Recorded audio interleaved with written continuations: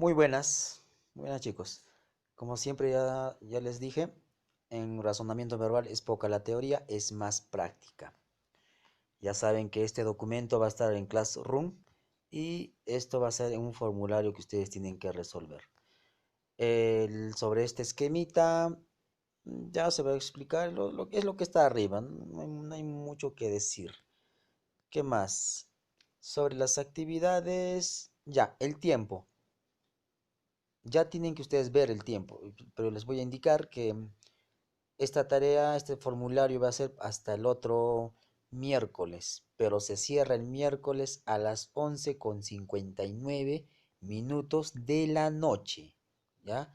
O sea, estamos diciendo en la noche se cierra. Tienen todo el miércoles. Prácticamente son 8 días para que puedan resolver, ¿ya?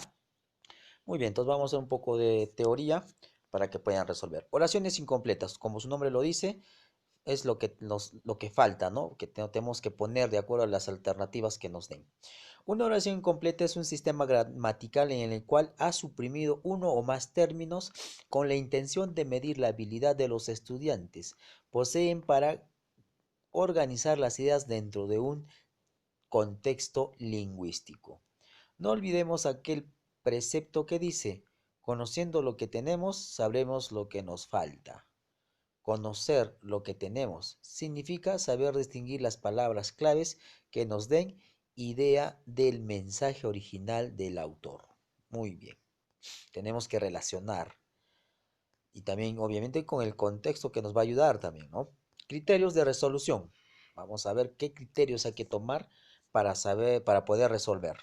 Tenemos consistencia lógica. Esto quiere decir que tiene que tener una coherencia al momento de de relacionar las palabras, ¿ya?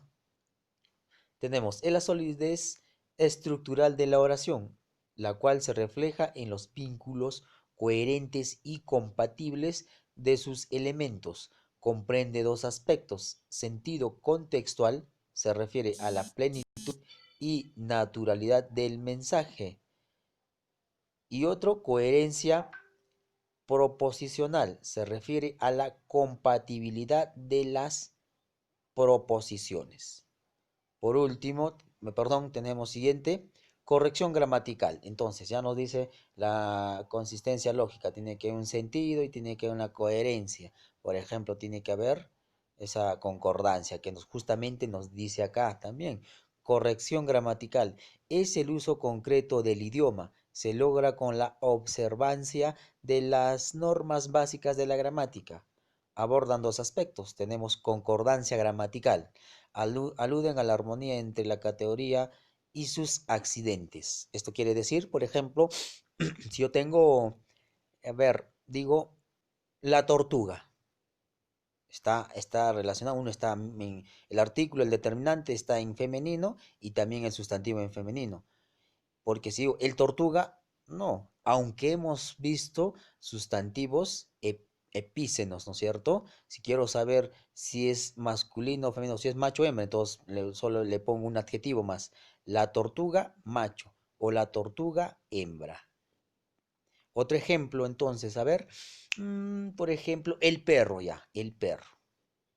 Como el perro es masculino, sustantivo masculino, entonces el determinante tiene que ser masculino también. Entonces, cuando es femenino sería la perra. Entonces, ¿te dan cuenta la diferencia? Eso hay que ver esa corrección gramatical. Por eso es importante hacer también esas, esas coherencias. Redacción adecuada implica evitar los vicios de dicción y las faltas ortográficas. Cuando dice vicios de dicción, es decir, repetir, redundar. ¿Ya? Precisión gramatical consiste en la elección de las palabras más idóneas de acuerdo al significado que posea o el nivel de la lengua al cual pertenezca.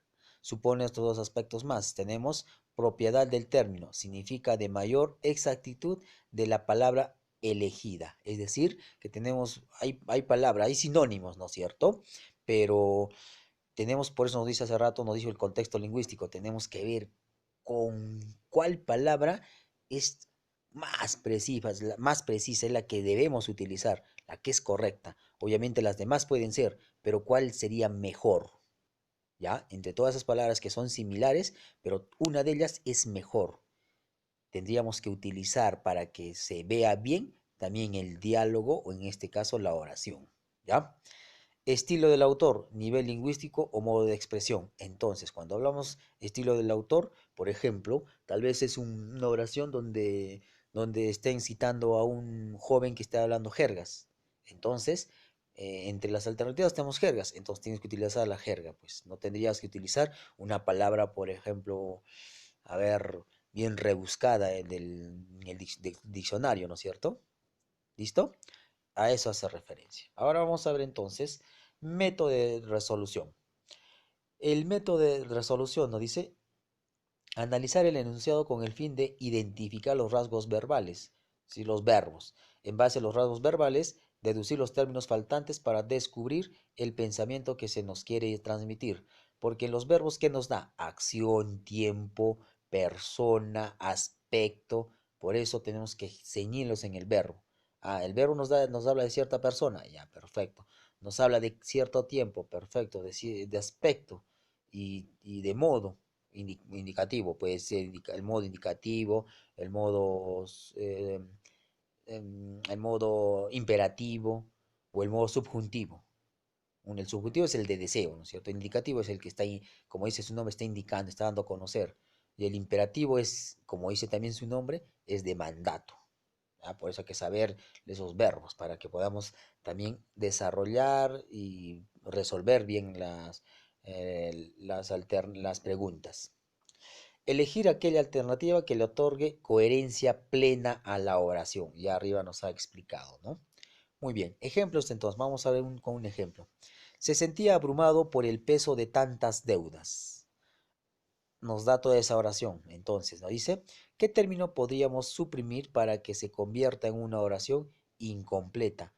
Lógicamente, pues no podemos omitir cualquier término al azar. Claro, no podemos, por ejemplo, ¿de qué nos serviría si suprimimos, por ejemplo, él?